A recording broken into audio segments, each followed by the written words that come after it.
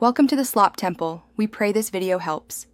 You start now, shut down and unplug the PC, then wait 5 to 10 minutes so caps discharge safely.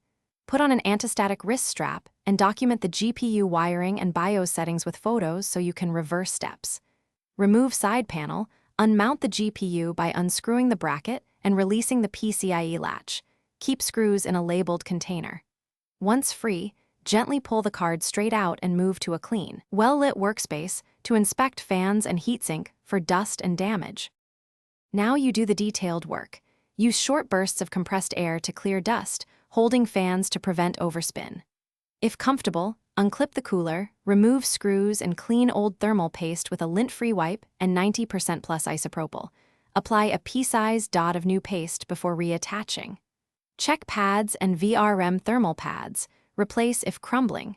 Reseat the card firmly into the PCIe slot. Reconnect 6/8-pin cables until they click, and make sure BIOS. Finish by powering up and watching for post beeps or display output.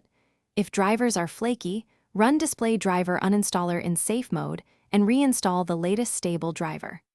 Run a short stress test and monitor temperatures and fan curves. Record any crashes or visual artifacts. If artifacts, crashes, or no boot persist, swap PCIe power cables and try a known good PSU or test the card in another system to isolate the issue. If hardware faults continue despite these steps, prepare photos and logs for RMA or professional repair.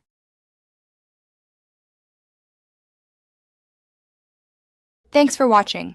Consider subscribing if we helped you.